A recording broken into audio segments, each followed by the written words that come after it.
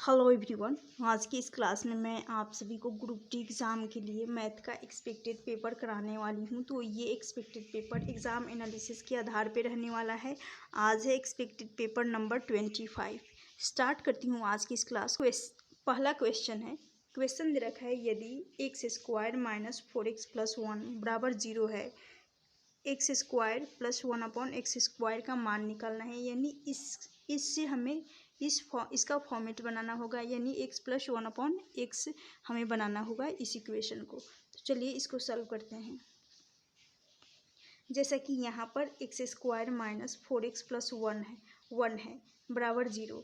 तो इसमें मैं एक्स का डिवाइड करूँगी। जब एक्स स्क्वायर में एक्स का भाग लगाऊंगी तो यहाँ से आ जाएगा, सिर्फ एक्स बचेगा, माइनस हो जाएगा। फिर 4x में एक्स का भाग लगाएंगे तो यहाँ से 4 बचेगा। सिर्फ 1 में एक्स का भाग लगेगा, 1 अपॉन एक्स हो जाएगा। ये 0 के बराबर रहने वाला है। तो यहाँ से आ जाएगा एक्स, ये 1 अपॉन एक्स इधर आ जाएगा तो ये हो जाएगा प्लस 1 अपॉन एक्स रहेगा, प्लस 1 अपॉन एक्स हो जाएगा। और ये बराबर हो जाएगा 4, इधर आ जाएगा 4, ये बराबर हो जाएगा। तो यहाँ से ये एक्स प्लस 1 अपॉन एक्स हो गया। और यहाँ से हमें निकालनी है एक्स स्क्वायर। क्वेश्चन में दे रखा है इसी को निकालना है, x square plus 1 upon x square हमें निकालनी है। तो आप सभी को पता होगा, जब भी एक्स से स्क्वायर पर जाया जाता है तो इसको पी मान लेते हैं। जब पी मानते हैं तो यानी एक्स से स्क्वायर पर जाने के लिए पी स्क्वायर, यहाँ प्लस का साइन है तो उसका अपोजिट साइन लिया जाता है, यहाँ माइनस हो जाएगा। पी स्क्वायर माइनस 2 होता है, पी स्क्वायर माइनस 2 होता है। तो यहाँ पी बराबर 4 है, तो यानी 4 का स्क्वायर कर लेंगे माइनस 2। तो यहाँ से 16 माइनस 2 कर लेंगे, आंसर हो जाएगा 14। तो 14 इसका राइट आंसर हो जाएगा। 14 ऑप्शन बी इस क्वेश्चन का राइट आंसर हो जाएगा। ये हो गया क्लियर। यदि यहाँ पर एक बार रिवाइज करा देती हूँ, यहाँ एक्स प्लस 1 अपॉन एक्स हो और पूछा गया हो और पूछा जाता है यदि x square plus 1 upon x square, तो यहाँ से हो जाता है एक्स से हमें स्क्वायर पर जाने के लिए पी स्क्वायर माइनस का 2। यदि x square minus 1 upon x square दे रखा हो और x square plus 1 upon x square निकालनी है, तो उसके लिए यहाँ पर पी स्क्वायर, यहाँ माइनस का साइन है तो यहाँ आ जाएगा प्लस का 2 हो जाएगा। यहीं पे यदि x cube plus 1 upon x cube हो, सॉरी यहाँ पर ये हो जाएगा एक्स प्लस 1 अपॉन एक्स बराबर x cube plus 1 upon x cube हो, तो उसके लिए ये कंसेप्ट लगता है। यानी ये एक्स से हमें क्यूब पर जाना है तो पी क्यूब और यहाँ प्लस का साइन है तो इसका अपोजिट साइन माइनस हो जाएगा, पी क्यूब 3p के बराबर। यदि इसका यहाँ पर प्लस का माइनस का साइन रहता है तो यहाँ ले लेते हम पी स्क्वायर प्लस 3p, ऐसे किया जाता है। चलती हूँ नेक्स्ट क्वेश्चन की तरफ। तो जब भी उस टाइप का क्वेश्चन पूछा जाए तो ये वाला कंसेप्ट लगा दीजिएगा।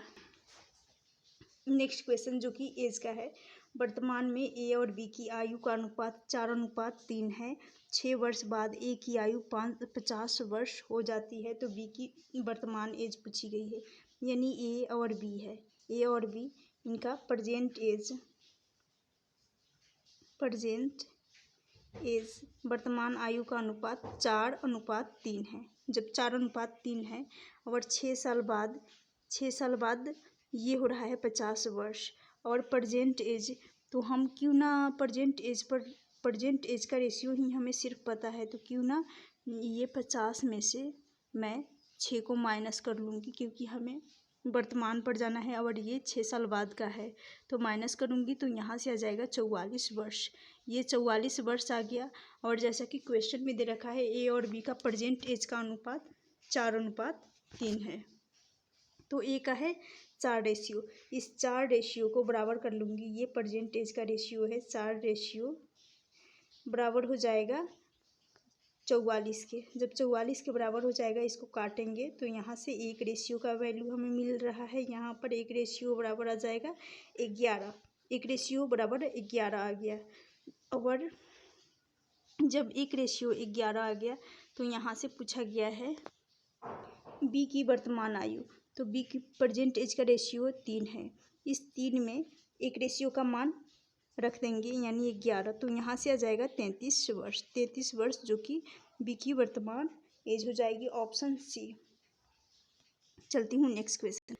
नेक्स्ट क्वेश्चन है, क्वेश्चन दे रखा है प्रथम 35 प्राकृतिक संख्याओं का औसत पूछा गया है। तो जब भी इस टाइप का क्वेश्चन पूछा जाता है तो जैसे कि प्रथम कहा गया है यानी 1 से ही शुरू, 1 2 3 ऐसे करके हमें 35 तक ये सीरीज जा रहा है। तो जब भी इस टाइप का क्वेश्चन पूछा जा रहा हो प्रथम 35, तो उसके लिए ये फर्स्ट और लास्ट एवरेज निकालने के लिए एवरेज बराबर होता है first plus last number upon में होता है 2।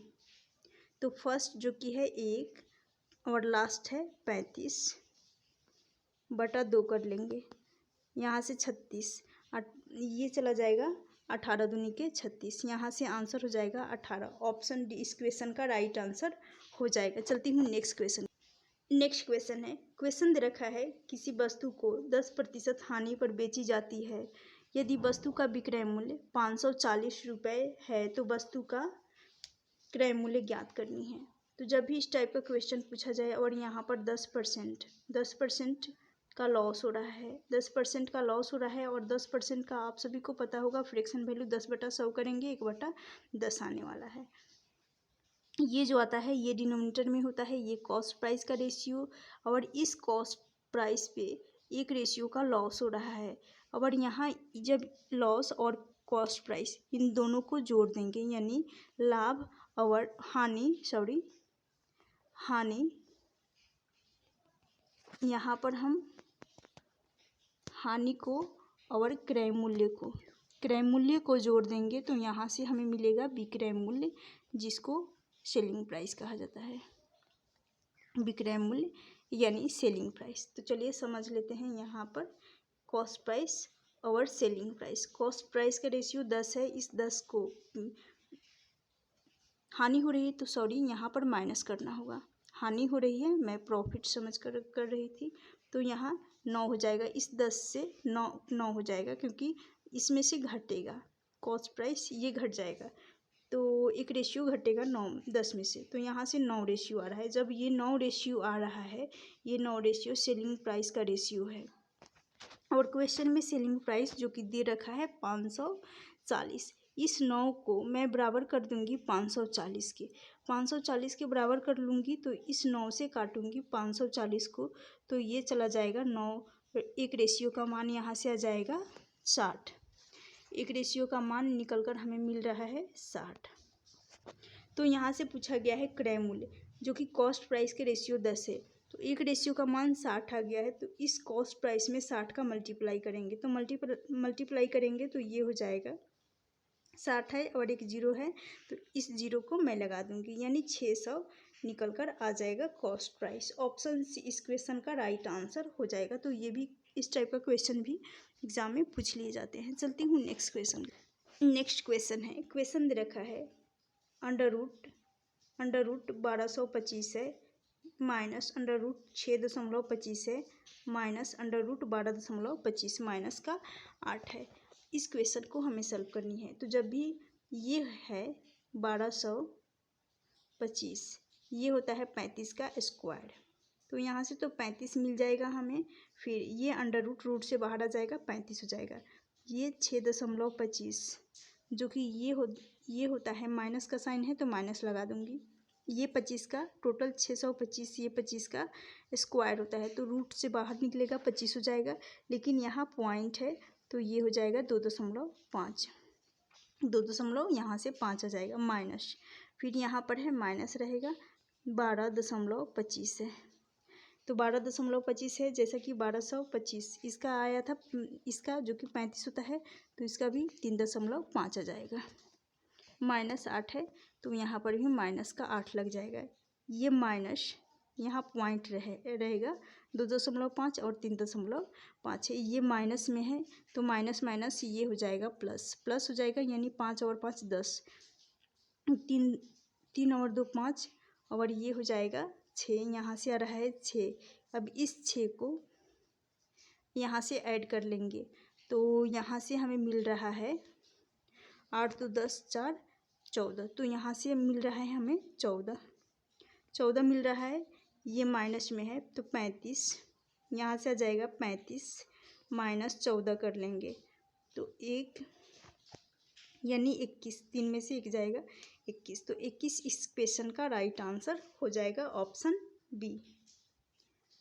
तो ये क्वेश्चन भी इम्पॉर्टेंट है। चलती हूँ नेक्स्ट क्वेश्चन की तरफ। इस टाइप के क्वेश्चन पूछे जा रहे हैं एग्जाम में। नेक्स्ट क्वेश्चन जो कि ट्रिगो का है, क्वेश्चन है 4, क्वेश्चन दे रखा है 4 sin स्क्वायर थीटा बराबर 1 है, तो यहाँ पर cos square theta plus tan square theta का मान हमें निकालना है।